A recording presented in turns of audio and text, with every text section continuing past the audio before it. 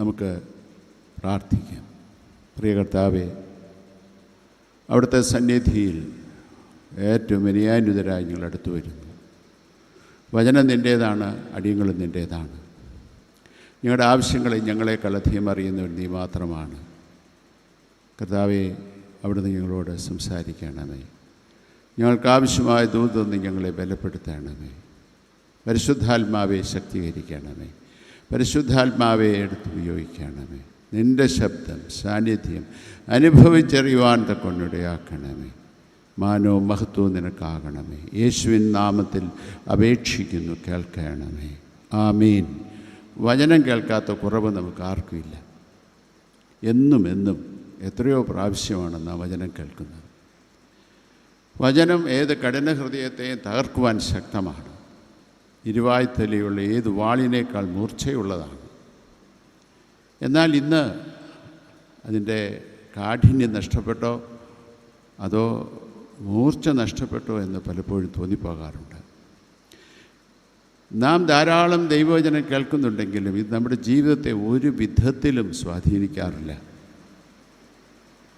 പ്രായോഗിക ജീവിതത്തിൽ ഒരിക്കലും വചനത്തിനനുസരണമായ വിധത്തിൽ പ്രവർത്തിക്കാനോ വളരുവാനോ പലപ്പോഴും നമുക്ക് സാധിക്കുന്നുമില്ല. ഇതിനേറെ എപ്പോഴും ദുഃഖിപ്പിക്കാറുണ്ട്. എന്തുകൊണ്ടാണ് കർത്താവ് ഇത്? എന്തുകൊണ്ടാണ് ഇങ്ങനെ സംഭവിക്കുക? നാം നമ്മുടെ ഹൃദയം കഠിനപ്പെടുത്തുന്നതിനപ്പുറം തുറന്ന മനസ്സോടുകൂടെ വിനയാന്വിതരായി ദൈവസന്നിധിയിലിരിക്കുമ്പോൾ ദൈവവചനം നമ്മോട് സംസാരിക്കാതിരിക്കില്ല. ദൈവം നമ്മോട് സംസാരിച്ചാൽ ചോദ്യം ചെയ്യാതെ അനുസരിപ്പാൻ തക്കവണ്ണം തയ്യാറാകുമ്പോഴാണ് നമ്മുടെ വചന കേൾവി, ഈ കൂട്ടായ്മ, ഇതെല്ലാം അർത്ഥവത്തായിട്ട് തീരുന്നത്. ഇന്ന് നമ്മുടെ ഒരുമിച്ചുള്ള ധ്യാനത്തിനായി തിരഞ്ഞെടുത്ത വേദഭാഗമാണ് പാഠഭാഗമായി വായിച്ചത്. ലൂക്കോസ് എഴുതിയ സുവിശേഷം 15-ാം അധ്യായം 1 മുതലുള്ള വാക്യങ്ങളാണ് നമ്മുടെ ധ്യാനത്തിനായി തിരഞ്ഞെടുത്തിരിക്കുക. ലൂക്കോസ് എഴുതിയ സുവിശേഷം 15-ാം അധ്യായത്തെ സുവിശേഷങ്ങളിലെ സുവിശേഷം എന്നാണ് പറയുക. എന്താണ് സുവിശേഷം?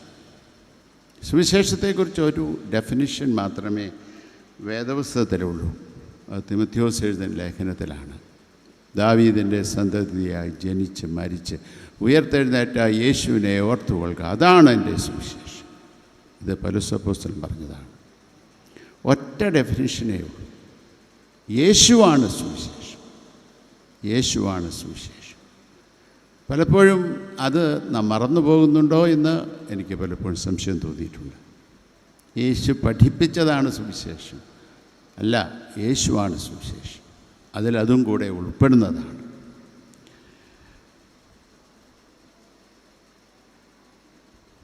കർത്താവ് എന്തിനു വേണ്ടിയാണ് ലോകത്തിലേക്ക് വന്നത്? കർത്താവ് വന്നത് കാണാതെ പോയതിനെ തിരഞ്ഞു രക്ഷിപ്പാനായിട്ടാണ്. അത് കർത്താവ് തന്നെ പറഞ്ഞതാണ്.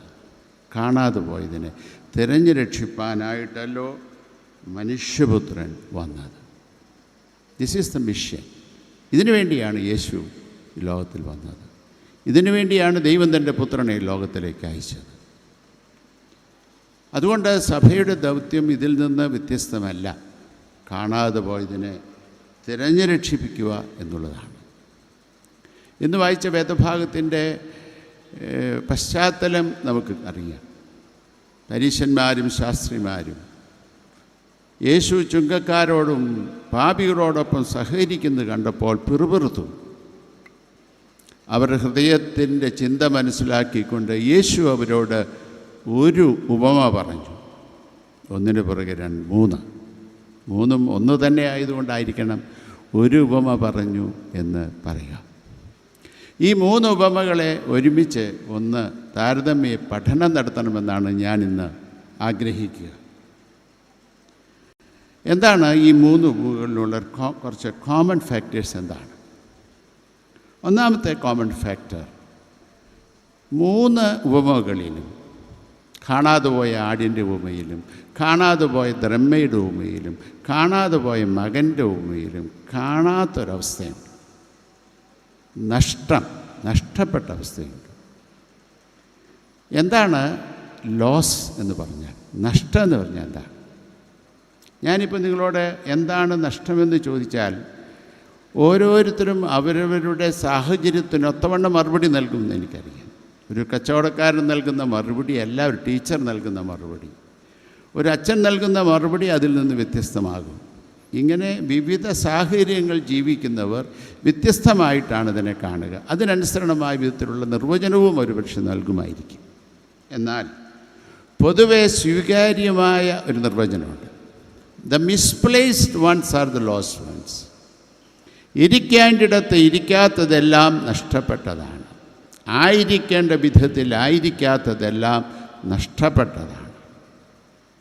എന്നാൽ വാട്ട് ഈസ് മിഷൻ? എന്തിനു വേണ്ടിയാണ് യേശു ലോകത്തിലേക്ക് വന്നത്?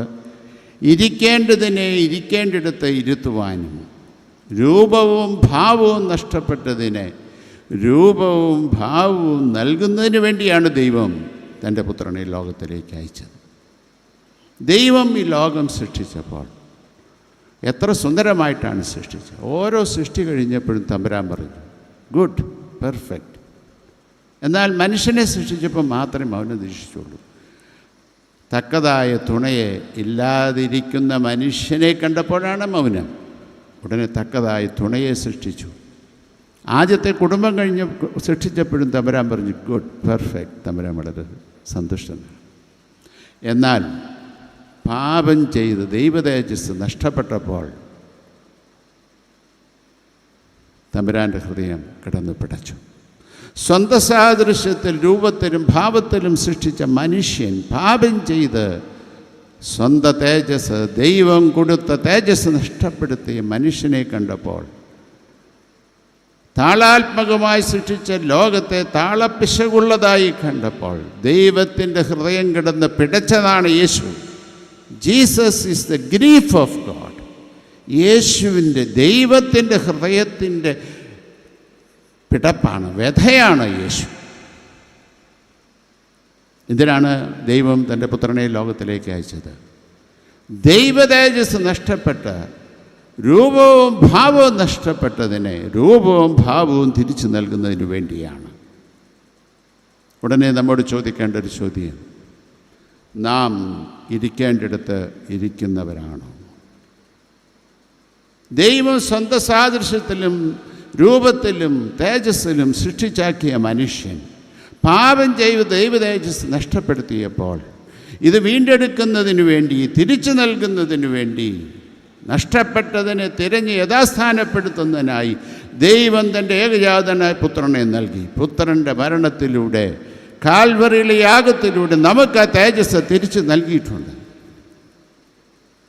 ദൈവം തൻ്റെ സൃഷ്ടിയെ വീണ്ടെടുക്കുന്നതിന് വേണ്ടി ഇനിയൊന്നും ചെയ്യാനില്ല. തൻ്റെ ഏകജാതനായ പുത്രനെ നൽകുന്നതിലൂടെ സാധ്യമാക്കി തീർത്തിട്ടുണ്ട്. എന്നാൽ ഇന്നും എന്തേ ലോകത്തിന് യാതൊരു വ്യത്യാസവുമില്ല. ദിനംതോറും വഷളാകുന്നതേ ഉള്ളല്ലോ. എന്താണ്? നമ്മുടെ ജോലിയാണ്. ദൈവം he has made it available to us. നമുക്ക് അത് ലഭ്യമാക്കിയിട്ടുണ്ട്. കർത്താവായ യേശു ക്രിസ്തുവിൽ കൂടെ അത് നമുക്ക് ലഭ്യമാക്കിയിട്ടുള്ളതിനെ നമ്മുടേതാക്കി തീർക്കുന്നതിനുള്ള ഉത്തരവാദിത്വം നമുക്കാണ്. അത് അടിച്ചേൽപ്പിക്കുവാൻ ദൈവത്തിന് ഇഷ്ടമില്ല. ദൈവം മനുഷ്യൻ്റെ സ്വാതന്ത്ര്യത്തെ മാനിക്കുന്നവനാണ്. ഈ ലഭ്യമായിരിക്കുന്ന രക്ഷയും ആ തേജസ്സും നമ്മുടേതാക്കുവാൻ തക്കവണ്ണം നമുക്ക് സാധിച്ചിട്ടുണ്ടോ? അതിനാണ് രക്ഷിക്കപ്പെടുക, മാനസാന്തരം, ഇതൊക്കെ പറയുന്ന വാക്കുകൾ എന്തായാലും അതിനൊന്നും അർത്ഥമില്ല, അതൊന്നും അപ്രസക്തമാണ്. എന്നാൽ ക്രിസ്തുയേശുവിൽ കൂടെ സാധ്യമാക്കി തീർത്തിരിക്കുന്ന ഈ വലിയ അനുഭവം, ഈ ദൈവ തേജസ് വീണ്ടെടുക്കുവാൻ തക്കവണ്ണം നമുക്ക് സാധിച്ചിട്ടില്ലെങ്കിൽ നാം എത്രയോ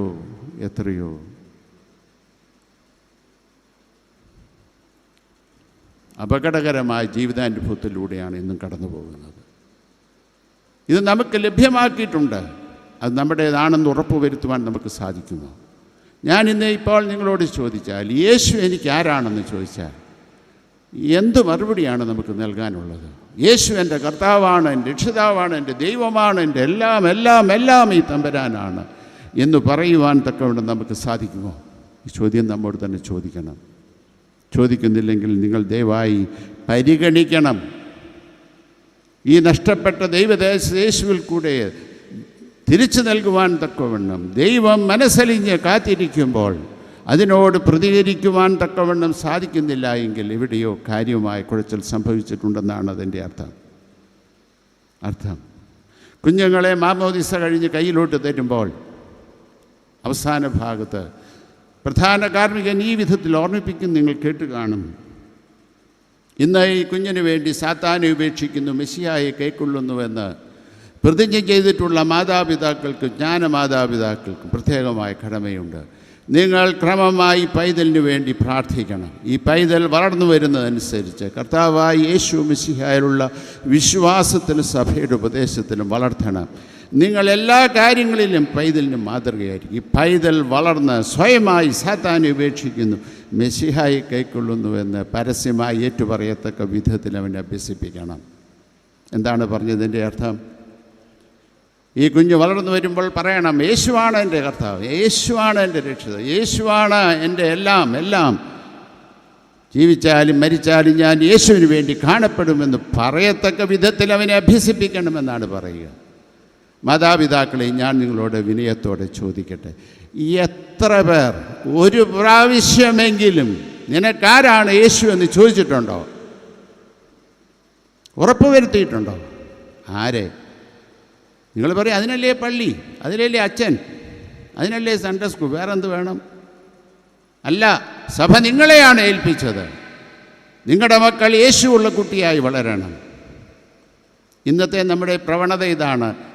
നല്ല കുട്ടികളെ വളർത്തുന്നു, യേശുവുള്ള കുട്ടിയെ വളർത്തുവാൻ നാം പരാജയപ്പെട്ടു പോയിരിക്കുന്നു. സമ്മതിച്ചേ ഒക്കൂ. അതാണ് സത്യം. മാതാപിതാക്കളെ, ഇത് നിങ്ങളെ ഏൽപ്പിച്ച ഉത്തരവാദിത്വം, ഇത് നിങ്ങൾ നിർവഹിച്ചേ മതിയാവൂ.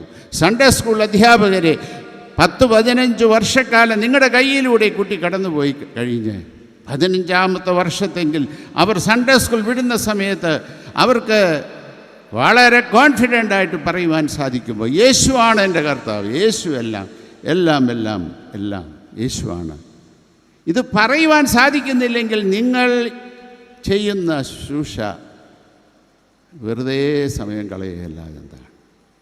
നിങ്ങൾ ഒരുപാട് പ്രയത്നിക്കുന്നുണ്ടെന്ന് എനിക്കറിയാം. ബിരുദ പരീക്ഷയ്ക്ക് വേണ്ടി അത്യധ്വാനം ചെയ്യുന്നുണ്ടെന്ന് എനിക്കറിയാം. Quarterly exam, half yearly exam, model exam ഇതെല്ലാം നടത്തും. 98% ഈ വെച്ച് പരീക്ഷയ്ക്ക് മാർക്ക് വാങ്ങിക്കുന്നുണ്ടെന്നുള്ളത് ശരിയാണ്. അവൻ്റെ കണ്ണിലേക്ക് നോക്കി നിനക്കാരാണ് യേശു എന്ന് ചോദിച്ചാൽ അവൻ തപ്പും. ആരാണതിൻ്റെ ഉത്തരവാദി? ഞാൻ പറയും, 15 വർഷം ഈ കുട്ടികളെ സൺഡേ സ്കൂൾ പഠിപ്പിച്ച അധ്യാപകരെ തമ്പുരാൻ നിങ്ങളോട് ചോദിച്ചാൽ മറുപടി കൊടുക്കേണ്ടിയിരിക്കും. വെറുതെ തലകുനിച്ച് നിൽക്കേണ്ട ഗതികേടുണ്ടാകരുത്. ഇത് നമ്മൾ വളരെ സീരിയസ് ആയിട്ട് എടുക്കേണ്ടതാണ്. ഇരിക്കേണ്ടിടത്ത് ഇരുത്തുന്ന ശുശ്രൂഷ. Are you in the right place? നാം നമ്മോട് തന്നെ ചോദിക്കണം. നാം വീണ്ടെടുക്കപ്പെട്ടവരാണോ? നല്ല ഉറപ്പുണ്ടാവണം. ആ ഊന്നൊന്നും പറഞ്ഞ് അതിൽ നിന്ന് രക്ഷപ്പെടാൻ ശ്രമിക്കരുത്. അതെ, എനിക്കെൻ്റെ യേശുവാണ് എൻ്റെ എല്ലാം. ഇത് ധൈര്യത്തോടെ, അനുഭവത്തോടെ പറയുവാൻ തക്കവണ്ണം, സാക്ഷിപ്പാൻ തക്കവണ്ണം, അത് തന്നെ ജീവിതത്തിൻ്റെ ശൈലിയായി തീരുവാൻ തക്കവണ്ണം ഇടയാകാത്തിടത്തോളം കാലം സഭയുടെ ചൈതന്യം നഷ്ടപ്പെട്ടു പോകുന്നു എന്നുള്ളതാണ്. അതുകൊണ്ടാണ് സഭയെക്കുറിച്ച് പറയുക, അതിൻ്റെ ഡൈനാമിസം നഷ്ടപ്പെട്ടു. കഴിഞ്ഞ കാലങ്ങളെ ഇങ്ങനെ ജീവിക്കുകയാണ്. പണ്ട് എന്ത്? ഇന്ന് ജീവിക്കണം. ഇന്നാണ് നാം ജീവിക്കേണ്ടത്. 2, നാം രക്ഷിക്കപ്പെട്ടവരാണെന്നും ദൈവത്തെ, കർത്താവിനെ അറിയുന്നുവെന്നും ഒക്കെ അഭിമാനിക്കുന്നുണ്ടെങ്കിൽ പോലും, are you in the right place? ദൈവത്തിന് ഒരു ജനറൽ പർപ്പസ് ഉണ്ട്. നാം ഏവരെക്കുറിച്ചും, എന്നെക്കുറിച്ചുണ്ട്, നിങ്ങളെക്കുറിച്ചുണ്ട്. നാം ഏവരെക്കുറിച്ചും ദൈവത്തിനൊരു ജനറൽ പർപ്പസുണ്ട്. എന്നാൽ ദൈവത്തിന് നാം ഓരോരുത്തരെക്കുറിച്ചൊരു സ്പെസിഫിക് പർപ്പസുണ്ട്. പിന്നെ നമ്മുടെ ഉത്തരവാദിത്വം എന്താണ്? നമ്മുടെ ഉത്തരവാദിത്വം ഈ സ്പെസിഫിക് പർപ്പസ് കണ്ടുപിടിച്ചിട്ട് അത് ഡിസേൺ ചെയ്തിട്ട് ജനറൽ പർപ്പസിൽ ഫിറ്റിൻ ചെയ്യുക എന്നുള്ളതാണ് നമ്മുടെ ഉത്തരവാദിത്വം. Are you in the right place?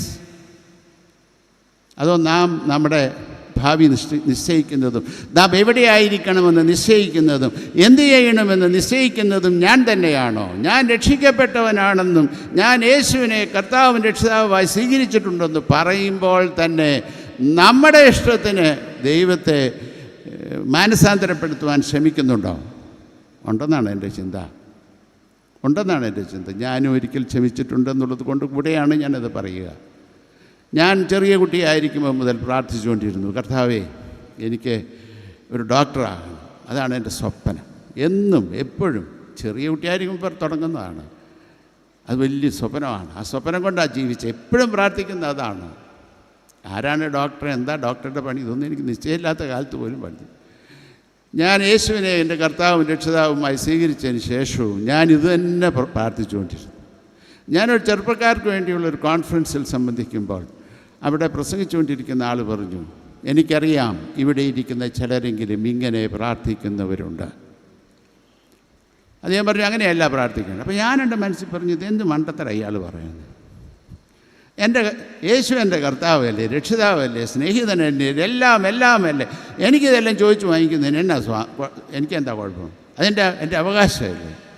അപ്പോൾ അയാൾ പറഞ്ഞു, ഇങ്ങനെ ഞാൻ മനസ്സിൽ പറയുന്നത് പോലെ പറയുന്നവരോട് ഇരിപ്പുണ്ടെന്ന് എനിക്കറിയാമെന്ന് അദ്ദേഹം വീണ്ടും പറഞ്ഞു. അദ്ദേഹം അനുഭവത്തിൽ കൂടെ കടന്നു പോയതുകൊണ്ടായിരിക്കാം. അദ്ദേഹം പറഞ്ഞു, നിങ്ങൾ യേശുവിനെ കർത്താവും രക്ഷിതാവുമായി സ്വീകരിച്ചിട്ടുണ്ടെങ്കിൽ നിനക്കങ്ങനെ പ്രാർത്ഥിക്കുവാൻ യാതൊരു അവകാശവുമില്ല. നിൻ്റെ പ്രാർത്ഥന ഇങ്ങനെയാകണം: കർത്താവേ അടിയനിതാ കൽപ്പിച്ചാലും, കർത്താവേ അടിയനിതാ കൽപ്പിച്ചാലും. That is the right place. അവിടെയാണ് നാം ആയിരിക്കേണ്ടത്. അവിടെ മാത്രമേ നമുക്ക് കർത്താവിൻ്റെ ഹിതപ്രകാരം ഫലം പുറപ്പെടുവിക്കാൻ സാധിക്കുള്ളൂ. ഞാൻ അപ്പോൾ വിചാരിച്ചു, ശരിയാണല്ലോ, ഇതല്ലേ റീസണബിളായിട്ട് പ്രാർത്ഥന. തമ്പുരാനെ മാനസാന്തരപ്പെടുത്തുന്നതല്ലല്ലോ പ്രാർത്ഥന. ഞാൻ അന്ന് മുതൽ പ്രാർത്ഥന നിർത്തി, പ്രാർത്ഥന മാറ്റി. കർത്താവ് എനിക്ക് ഡോക്ടറാണെന്നൊക്കെ ആഗ്രഹമുണ്ടോ? ശരിയാണ്, സാരമില്ല, അതൊന്നും ഒരു വിഷയമല്ല. നീ എന്നെക്കുറിച്ച് എന്താഗ്രഹിക്കുന്നു പറഞ്ഞാലും, തൂപ്പുകാരനാകാൻ എന്നോട് പറഞ്ഞാലും ഞാൻ അനുസരിച്ചോളാം തമ്പുരാനെ എന്ന് പറഞ്ഞു. ഒരുപക്ഷെ ആ ദിവസമാണ് എന്നെ നിങ്ങളുടെ മുമ്പിൽ ഈ വേദപുസ്തകം പിടിച്ച് നിൽക്കുവാൻ ഇടയാക്കുന്നത്. സഫർഗൻ മെത്രാപ്പോലിത്തയായി എന്നുള്ളതല്ല, ഒരു കർത്താവിൻ്റെ വേലക്കാരൻ എന്ന നിലയിൽ നിങ്ങളുടെ മുമ്പിൽ ഈ വേദപുസ്തകവുമായി പിടിച്ചു നിൽക്കുവാൻ ഇടയാക്കിയത് അതാണ്. We must be in the right place. അവിടെ തന്നെയാകണം. തമ്പുരാൻ എന്നെക്കുറിച്ച് ആഗ്രഹിക്കുന്നത് എന്ത്, അവിടെയാകണം. ചിലപ്പോൾ ഈ വാച്ച്നൈറ്റ് സർവീസിലൊക്കെ സാക്ഷ്യം പറയുന്നത് ഞാൻ കേട്ടിട്ടുണ്ട് പലരും. എനിക്ക് 2 പെൺപിള്ളേരായിരുന്നു. ഞാൻ കർത്താവിനോട് ചോദിച്ചു വാങ്ങിച്ചു, കർത്താവ് എനിക്കൊരു ആൺകുട്ടിയെ തന്നു, ഹല്ലേലൂയ സ്തോത്രം. എല്ലാവരും കൂടെ പറയും ഹല്ലേലൂയ സ്തോത്രം. കുറച്ച് കഴിഞ്ഞപ്പോൾ പറഞ്ഞു, അവൻ പിഴച്ചുപോയി. എന്നിട്ട് കർത്താവിനോട് ചോദിച്ചു, കർത്താവേ എന്തൊരു കളിയാണ് കാണിച്ചേ? കർത്താവ് പറഞ്ഞു, എനിക്കറിയായിരുന്നു ഇങ്ങനെ സംഭവിക്കുന്നത്, അതിലേ തരാൻ ഞാൻ. നീ ചോദിച്ചു വാങ്ങിച്ചല്ലേ, അനുഭവിക്കാം അങ്ങോട്ട്, അല്ലേ? നമ്മൾ ഈ തമ്പുരാനെ മാനസാന്തരപ്പെടുത്താൻ ശ്രമിക്കല്ലെന്നേ. തമ്പുരാനെ മാനസാന്തരപ്പെടുത്താൻ ശ്രമിക്കണ്ട. തമ്പുരാൻ പറയുന്നത് അനുസരിക്കുക, അത് മാത്രമേ ഉള്ളൂ. അല്ലാതെ തമ്പുരാനെ മാനസാന്തരപ്പെടുത്താൻ ആരും ശ്രമിക്കരുത്. തമ്പുരാൻ എന്തു പറയുന്നുവോ അവിടെയാണ് നിൻ്റെ വേലസ്ഥലം, അവിടെയാണ് നിന്നെ ദൈവമാക്കിയിരിക്കുന്നത്. അതാർക്കാണ്? If you are not in the right place, നീ രക്ഷിക്കപ്പെട്ടവനാണെന്ന് അഭിമാനിക്കുമ്പോൾ പോലും നീ നഷ്ടപ്പെട്ടവനാണ്. ഇരിക്കേണ്ടിടത്ത് ഇരിക്കാത്തതെല്ലാം നഷ്ടപ്പെട്ടതാണെങ്കിൽ ദൈവം നിന്നെക്കുറിച്ച് ആഗ്രഹിക്കുന്ന ഇടത്തല്ലാതെ ഇടത്തോട്ടോ വലത്തോട്ടോ പോകാൻ നിനക്ക് അവകാശമില്ല. You cannot do the best for the Lord if you are not in the right place. പിന്നെ ഒരു ചാൻസൊക്കെ തമ്പുരാൻ തരുമായിരിക്കും, യോനയെ പോലെ. Sometimes you may be doing the second best or the third best for the Lord. പിന്നെ പറ്റില്ല. അതല്ല ദൈവം ആഗ്രഹിക്കും. തമ്പുരാൻ ആഗ്രഹിക്കുന്ന മാത്രമാണ്, അതുമാത്രമാണ് ദൈവം നമ്മിൽ നിന്ന് ആഗ്രഹിക്കുക. അതുകൊണ്ട് നാം വീണ്ടെടുക്കപ്പെട്ടവരാണോ, നാം കാണാതെ പോയവരാണോ, നമ്മോട് തന്നെ ചോദിക്കണം. നമ്മുടെ തേജസ് നഷ്ടപ്പെട്ടു പോയിട്ടുണ്ടെങ്കിൽ അത് കർത്താവായ യേശു ക്രിസ്തുവിൽ കൂടെ വീണ്ടെടുക്കാൻ സാധിച്ചിട്ടുണ്ടെങ്കിൽ നാം വീണ്ടെടുക്കപ്പെട്ടവരാണെന്ന് അഭിമാനിക്കുന്നു. എങ്കിൽ പോലും ദൈവം ആഗ്രഹിക്കുന്ന ഇടത്തല്ലാതെ ഒരു നിമിഷം നിൽക്കുവാനിടയായി തീർന്നിട്ടുണ്ടെങ്കിൽ നാം നഷ്ടപ്പെട്ടവരാണ്. ഇരിക്കേണ്ടിടത്ത് ഇരിക്കണം, അവിടെ മാത്രമേ ഇരിക്കാവൂ. അത് മാത്രമാണ് തമ്പുരാൻ നമ്മിൽ നിന്ന് പ്രതീക്ഷിക്കുന്നത്. രണ്ടാമതായി കോമൺ ഫാക്ടർ.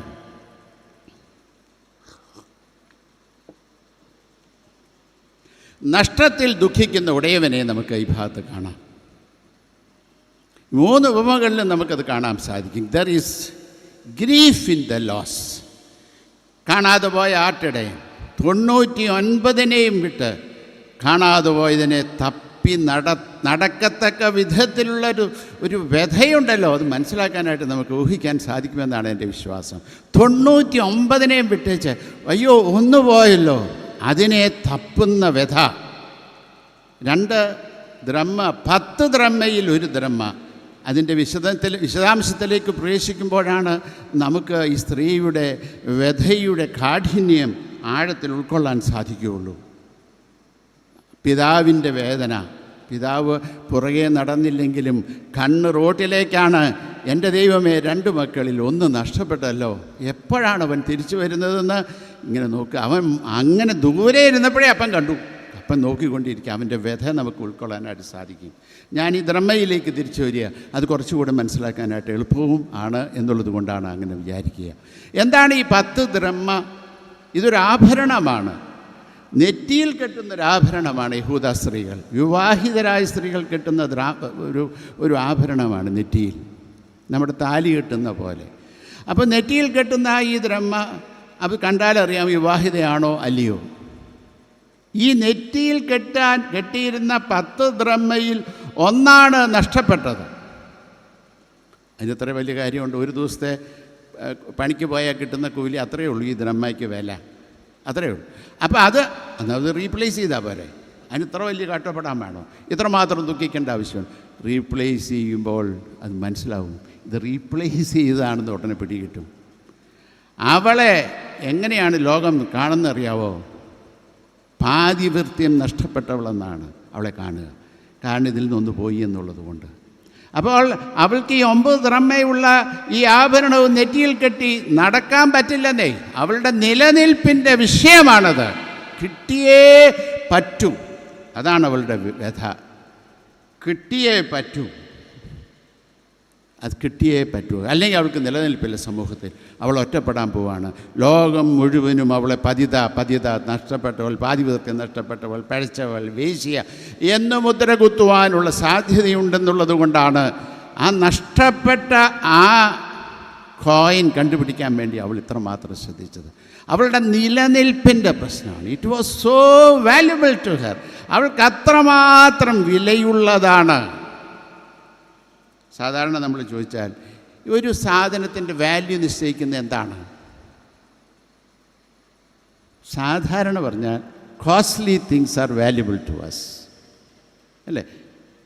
അത് നഷ്ടപ്പെടുമ്പോഴുണ്ടാകുന്ന വ്യഥ എങ്ങനെ ഇരിക്കും എന്നതിനെ ആശ്രയിച്ചാണ് അതിൻ്റെ വാല്യൂ നിശ്ചയിക്കപ്പെടുന്നത്. ഇപ്പോൾ 2 സാരി ഉണ്ടെന്നിരിക്കട്ടെ. 2 സാരി, ഒരു സാരിക്ക് 5000 രൂപ വില, ഒരു സാരിക്ക് 1000 രൂപ വില. ഇതിൽ ഏത് സാരി പോകുമ്പോഴാണ് ദുഃഖം കൂടുതൽ, അല്ലേ? 5000 രൂപയുടെ സാരി പോകുമ്പോൾ ഭയങ്കര പെയിനാണ്, വലിയ സുഖം, അയ്യോ എത്ര. എന്നാൽ ഈ 1000 രൂപയുടെ സാരി നമ്മുടെ മന്ത്രകോടിയായിരുന്നെങ്കിലോ? അങ്ങനെയുണ്ട്, അല്ലേ? അത് മന്ത്രകോടിയായിരുന്നെങ്കിലുണ്ടാകുന്ന പെയിനോ? അപ്പം ഞാൻ പറയാനായിട്ട് ശ്രമിക്കുന്നത്, valuable things may not be costly always. സാധാരണ അങ്ങനെയാണ്. Costly things are valuable to us. ഒരു സാധനത്തിൻ്റെ മൂല്യം നിശ്ചയിക്കുന്നത് അതിൻ്റെ വിലയോട് ബന്ധപ്പെട്ടാണ് സാധാരണ. എപ്പോഴും അങ്ങനെയാണ്. സാധാരണ എപ്പോഴും അങ്ങനെ നിർബന്ധമില്ല. ഇപ്പം ഞാനിപ്പോൾ ഇവിടെ ഇരുന്ന് പറയാമെന്ന് വിചാരിക്കുക, നിങ്ങളുടെ സ്ത്രീകളോട് പ്രത്യേകിച്ച്, നിങ്ങളുടെ കഴുത്തിൽ കിടക്കുന്ന താലി ഇങ്ങോട്ട് തരാമോ? 10 പവൻ തരാം. എന്ത് സംഭവിക്കും? അപ്പോൾ നിങ്ങൾ പറയുന്നത് എന്താണെന്ന് എനിക്ക് പറയാം. എന്താണെന്നറിയാവോ? എൻ്റെ തിരുമേനി ഇത് എന്നേ ഊരി വെച്ചു. ഏതോ ഫെമിനിസ്റ്റ് അമ്മാമ്മ പറഞ്ഞു നിന്നെ ഇതുകൊണ്ടാണ് കെട്ടിയിട്ടിരിക്കുന്നത്. അപ്പോൾ വിചാരിച്ചു ഊരി വെച്ചു. പിന്നെ സാരി മാറുന്നതനുസരിച്ച് മാല മാറുമ്പോൾ ഇത് അപകടകരമാണ്, ഇത് പണ്ടേ ഊരി മസ്ക്യാൻ പോലും ഊരി വെച്ചു എന്നാണ് പറയുന്നത്. എനിക്ക് അറിഞ്ഞൂടാ, ഇതിങ്ങനെ ഞാൻ കാണാൻ പറ്റില്ലല്ലോ, അത് കാരണം കൊണ്ടാണ് ഞാനങ്ങനെ പറയാം, കേൾക്കുന്നു എന്ന് പറയുന്നത്. സാധ്യതയുണ്ട്. എന്നാൽ ഇതിൻ്റെ ഒരു വാല്യൂ നമുക്ക് അറിയാൻ മേലാത്തതുകൊണ്ടല്ലയോ ഇത് ഊരി കളയുന്നത്, അല്ലേ? നമ്മുടെ ഭർത്താവ് ജീവിതത്തിൽ ആദ്യം ദേവാലയത്തിൽ വെച്ച് അനുഗ്രഹിക്കപ്പെട്ട് ബ്ലസ് ചെയ്തിട്ട് നമുക്ക് തന്ന ആദ്യത്തെ സമ്മാനമാണേ ഈ താലി എന്ന് പറയുന്നത്. മറ്റത് ഭർത്താവാണ് കെട്ടി അച്ഛനാ കയ്യിലോട്ടിട്ട്, അല്ലേ? ഈ ഭർത്താവ് ഇത്തിരി ചൂടൊക്കെ വരുമ്പോൾ അപ്പം കാണിച്ചു കൊടുക്കണം, നിങ്ങളെ നെഞ്ചത്തോട് ചേർത്താൻ ഞാൻ നടക്കുന്നതെന്ന് പറഞ്ഞ് അയാളങ്ങനെ ഒതുങ്ങും.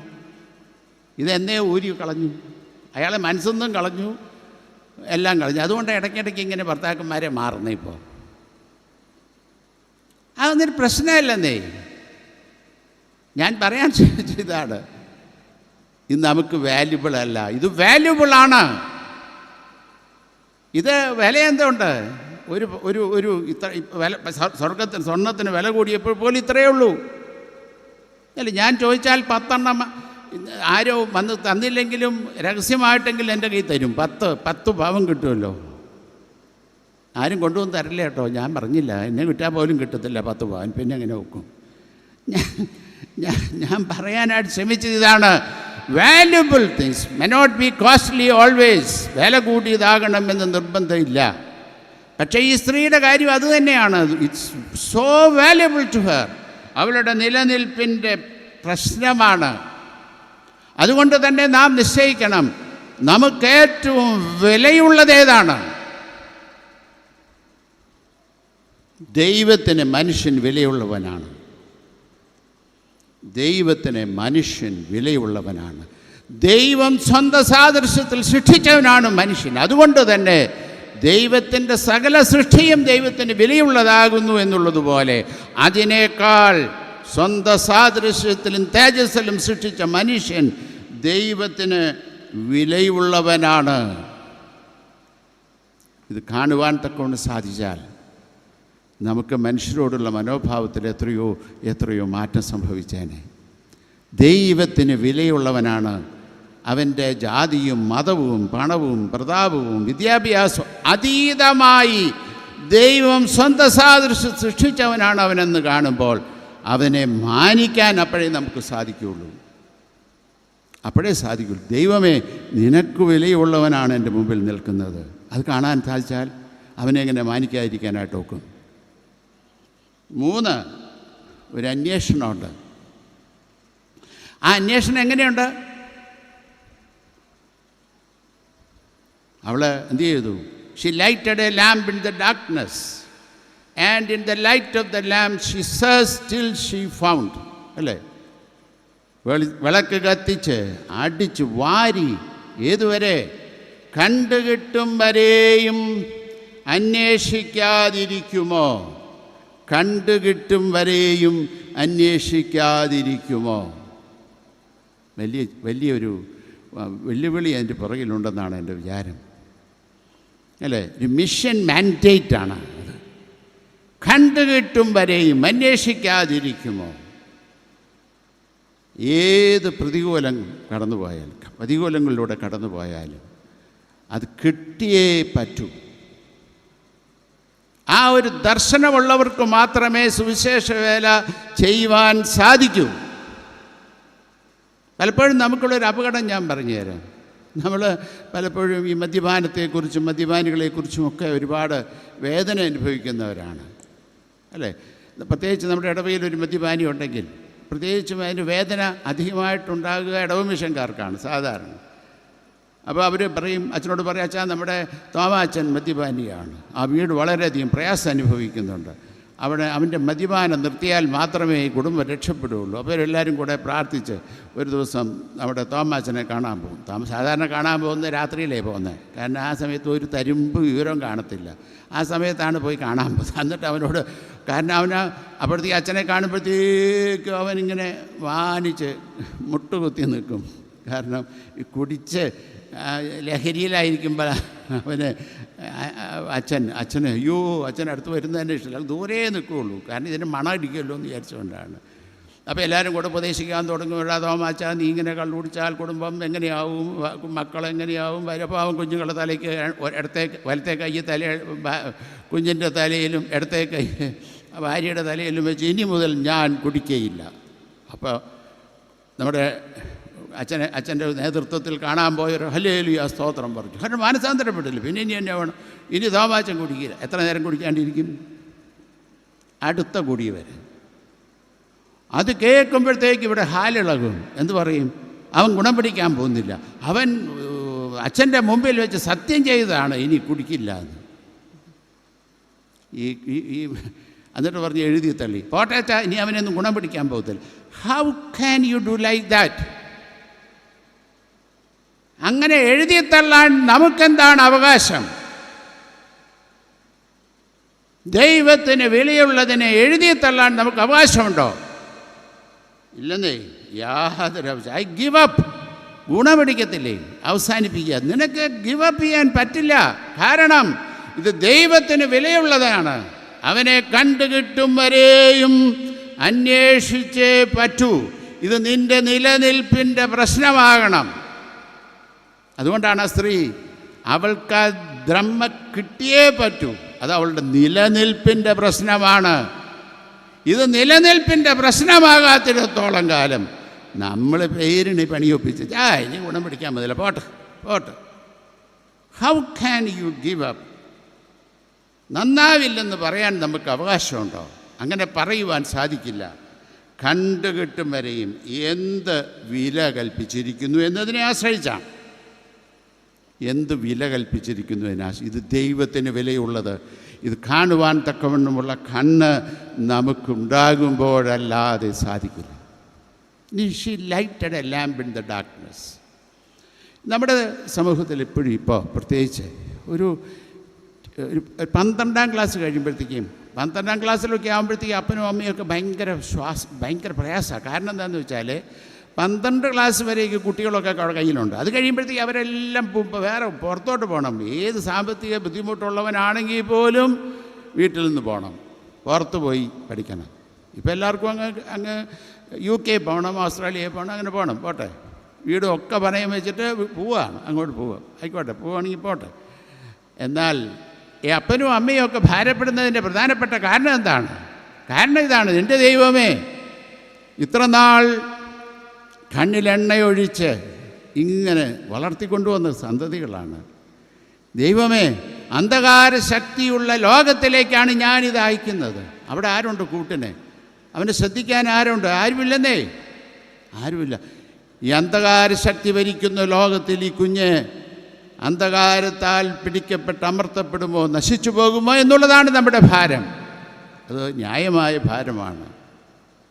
എന്തുകൊണ്ടാണ് നാം ഭാരപ്പെടുന്നത്? ഒറ്റ കാര്യമുള്ളൂ, എന്നറിയാവോ? കത്തിക്കേണ്ട സമയത്ത് കത്തിച്ചിട്ടില്ല. ഈ കുഞ്ഞുങ്ങൾ ദൈവം നമ്മെ വിശ്വസിച്ചേൽപ്പിച്ച വിളക്കുകളാണ്. അവരെ കത്തിക്കേണ്ട സമയത്ത് കത്തിക്കുവാൻ നാം മറന്നുപോയിരിക്കുന്നു. അവർക്ക് യേശുവിനെ കൊട്, അവൻ യേശുവുള്ളവനാക്ക്. നന്നാക്കിയാൽ പോരാ. നല്ല കുട്ടിയെ വളർത്തുന്നതാണ് നമ്മുടെ ഇന്നത്തെ ഒരു ഫാഷൻ. നല്ല കുട്ടിയാണ്, വാല്യൂസ് ഉള്ള വീട്ടിൽ വളരുന്ന കുട്ടികളൊക്കെ നല്ല കുട്ടികളാവും. അതല്ല വിഷയം. നല്ല കുട്ടി യേശുവിനെ അറിയണമെന്ന് നിർബന്ധമില്ല. എന്നാൽ യേശുവിനെ അറിയുന്ന കുട്ടിക്ക് നന്നായിട്ടല്ലാതെ വളരാനൊക്കില്ല. ഇത് രണ്ടും രണ്ടാണ്. അതുകൊണ്ട് ദൈവം വിശ്വസിച്ചേൽപ്പിച്ചിരിക്കുന്ന വിളക്കുകളായ നമ്മുടെ കുട്ടികളെ നീ കത്തിക്കണം. യേശു പറഞ്ഞു, ഐ ആം ദ ലൈറ്റ്, ഞാൻ തന്നെയാണ് ലൈറ്റ്. അത് കൊടുക്കണം. അവനെ കത്തിച്ച് വിട്. കത്തിച്ചിട്ട് ഏത് കാട്ടിലോട്ട് വിട്ടാലും കത്തി പ്രകാശിച്ച് നിൽക്കും. അല്ലെങ്കിൽ വഴിയിൽ കെട്ടുപോകാനുള്ള സാധ്യതകൾ ഏറെയാണ്. മറ്റേ ചിലപ്പോൾ ഒന്ന് ഫ്ലിക്കർ ചെയ്യായിരിക്കും, എന്നാലും ആ കത്തി ഇരട്ടി ശോഭയോടുകൂടെ തിരിച്ചു എവിടെ പോയാലും. എന്നാൽ നാം ആ പരാജയപ്പെട്ടിരിക്കുക. ഇന്ന് സഭ പരാജയപ്പെട്ടു എന്ന് തന്നെ എൻ്റെ വിശ്വാസം. അത് ഞങ്ങളുടെ കുഴപ്പമാണ്. ഞങ്ങൾ നിങ്ങളെ ബഹുമാനപ്പെട്ട അച്ഛന്മാരെ ഇത് ഓർമ്മിപ്പിക്കുന്നില്ല എന്നുള്ളത് കൊണ്ടാണ്. നാം എപ്പോഴും ഒരു സോഷ്യൽ വിസിറ്റ് മാത്രം നടത്തിച്ചു പോരും. മറിയാമ്മയുടെ എഴുത്ത് വന്നു, മത്തായിയുടെ എഴുത്ത് വന്നു. അവരോട് എപ്പോഴെങ്കിലും ചോദിച്ചിട്ടുണ്ടോ യേശു കർത്താവുമായുള്ള ബന്ധത്തെക്കുറിച്ച്? ഇവിടെ വീട്ടുപ്രാർത്ഥനയുണ്ടോ? നിങ്ങൾക്ക് നിങ്ങളുടെ ജീവിതം യേശുവിന് വേണ്ടി സമർപ്പിച്ചിട്ടുണ്ടോ? ഈ കുഞ്ഞുങ്ങളോട് എപ്പോഴെങ്കിലും ചോദിച്ചിട്ടുണ്ട് ആര് അല്ലേ? യുവജന സഖ്യത്തിൻ്റെ മീറ്റിങ്ങിൽ എപ്പോഴും ഒരു ക്വിസും ജനറൽ ക്വിസും മറ്റേ ക്വിസും ഇതൊക്കെ ഉള്ളൂ. വേറെ വല്ലതും ഉണ്ടോ? ചിന്താവിഷയം മനോരമയില്ലായിരുന്നെങ്കിൽ പണി പാളിപ്പോയേനെ. ചിന്താവിഷയമുള്ളൂ.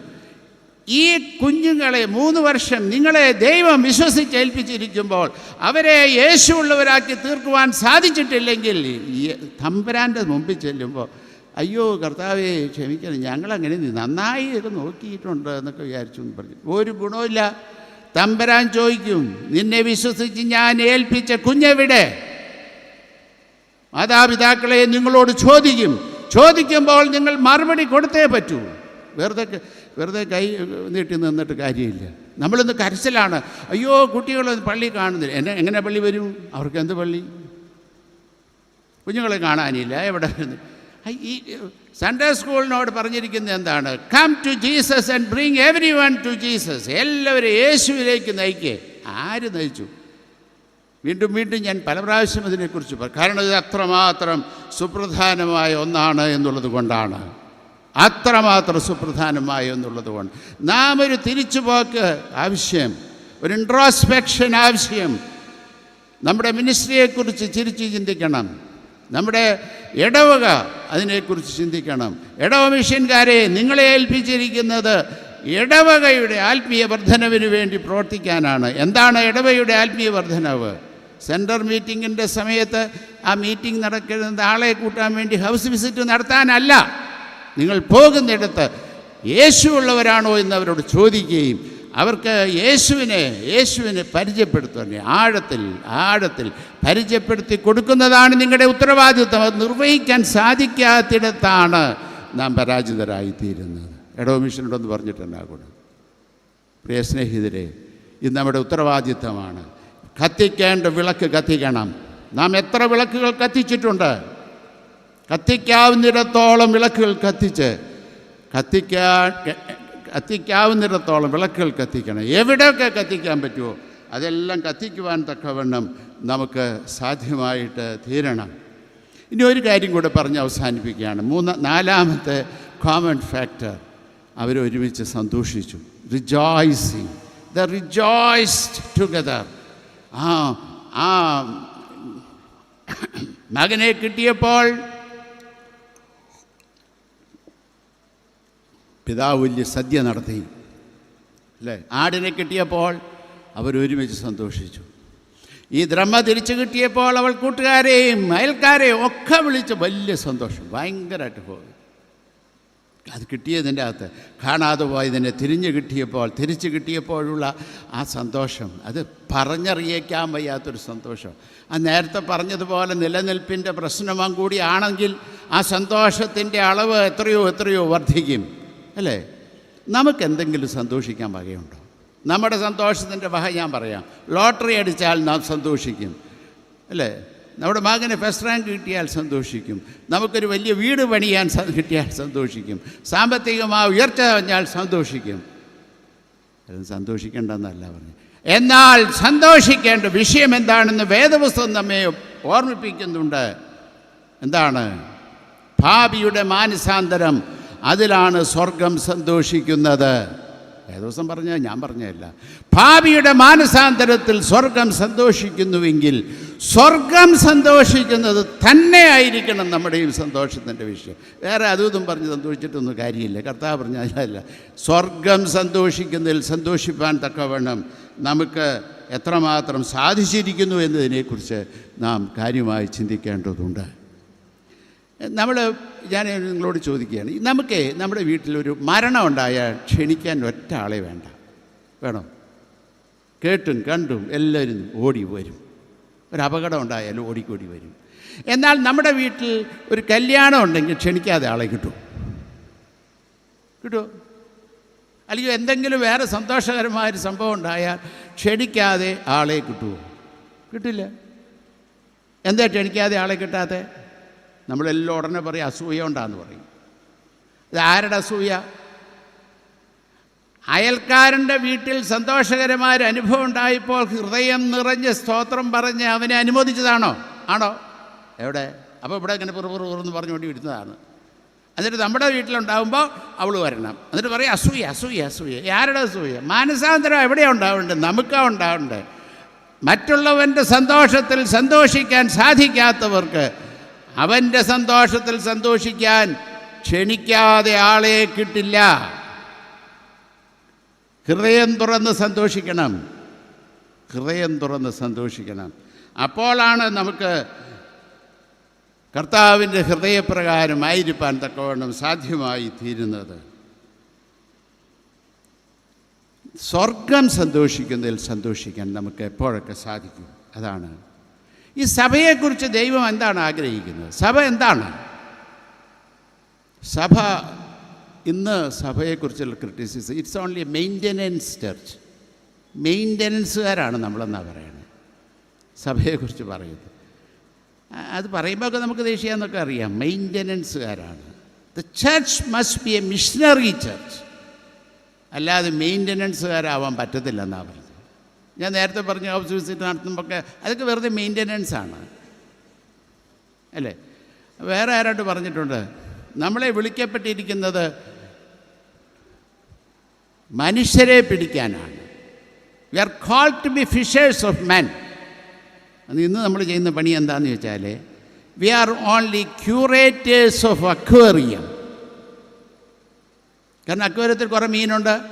ആ മീൻ ഇടയ്ക്കിടയ്ക്ക് ഇങ്ങനെ തീറ്റയിട്ട് കൊടുക്കും, കുറേശ്ശെ ഓക്സിജൻ കൊടുക്കും, ഇടയ്ക്കിടയ്ക്ക് ഓരോന്ന് ചാവും. അപ്പോൾ അതിനെ പിടിച്ച് കുഴിച്ചിടും. അല്ലാതെ വേറെന്താ പണി? വേറെന്താ നമ്മൾ ചെയ്യുന്നത്?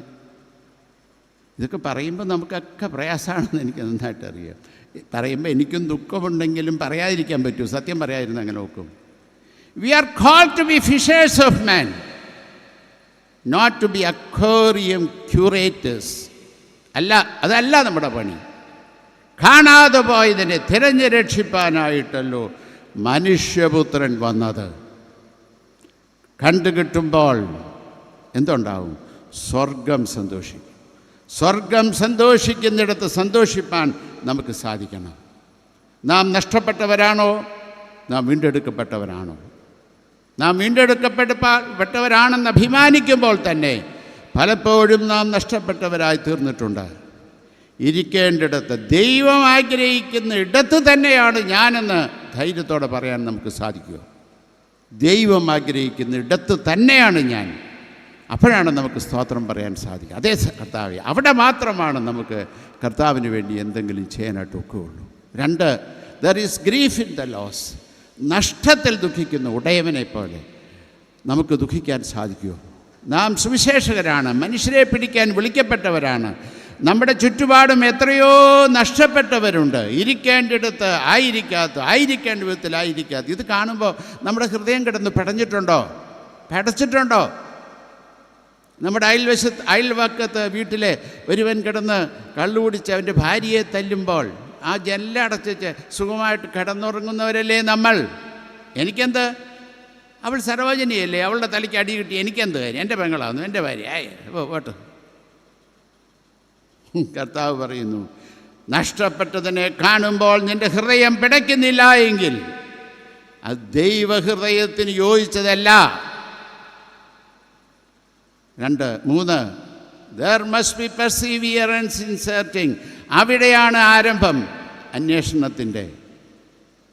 അന്വേഷണം അവിടെ തുടങ്ങും. ഉത്സാഹത്തോടെ കണ്ടുകിട്ടും വരെയും എന്ത് പ്രതിബന്ധങ്ങളുണ്ടെങ്കിലും അതിജീവിച്ചുകൊണ്ട് കണ്ടുകിട്ടും വരെയും നാം അന്വേഷിക്കണമെങ്കിൽ അത് നമുക്ക് ഏറ്റവും വാല്യുബിൾ ആകണം. സ്വർഗത്തിന് വിലയുള്ളത് എനിക്ക് വിലയുള്ളതാകണം. അപ്പോഴാണ് നമുക്ക് ഈ അന്വേഷണം നടത്താൻ പറ്റുള്ളൂ. അല്ലെങ്കിൽ നമുക്ക് ഈ അന്വേഷിച്ചാൽ ഗുണം പിടിക്കത്തില്ല. 4, കണ്ടുകിട്ടിയപ്പോൾ സന്തോഷിച്ചു. ഭാവിയുടെ മാനസാന്തരം സ്വർഗം സന്തോഷിക്കുന്നുവെങ്കിൽ അതായിരിക്കണം നമ്മുടെ സന്തോഷത്തിൻ്റെ വിഷയം. നമ്മുടെ സന്തോഷത്തിൻ്റെ വിഷയം ഇന്ന് പലതുമാണ്. അല്ല, സ്വർഗം സന്തോഷിക്കുന്നത് എന്തെന്ന് ചോദിക്കണം. എന്നിട്ട് അത് തന്നെ ആയിരിക്കണം നമ്മുടെ ഈ സന്തോഷ വിഷയം. അതാകുമ്പോഴാണ് നാം മിഷണറി ചർച്ച ആകുന്നത്. അതാണ് കർത്താവ് നമ്മളിൽ നിന്ന് പ്രതീക്ഷിക്കുന്നത്. അതിൽ കുറഞ്ഞതൊന്നും കർത്താവ് പ്രതീക്ഷിക്കുന്നില്ല. എൻ്റെ വാക്കുകളെ ഉപസംഹരിക്കട്ടെ. നിങ്ങളോടൊപ്പം ഇത്രയും സമയം ചെലവഴിപ്പാൻ ലഭിച്ചതിലുള്ള സന്തോഷം അറിയിക്കുന്നു. ഈ കൂട്ടായ്മ ഏറ്റവും അനുഗ്രഹീതമായി തീരട്ടെ എന്ന് പ്രാർത്ഥിക്കുന്നു. കാണാതെ പോയതിനെ തിരഞ്ഞു രക്ഷിപ്പാനായിട്ടല്ലോ മനുഷ്യപുത്രൻ വന്നത്. We are called to be missionary church, അല്ലാതെ അക്വേറിയം ക്യൂറേറ്റേഴ്സ് ആകാൻ ദൈവം ആഗ്രഹിക്കുന്നില്ല. കാണാതെ പോയതിനെ തിരഞ്ഞു രക്ഷിപ്പാനായിട്ടല്ലോ മനുഷ്യപുത്രൻ വന്നത്.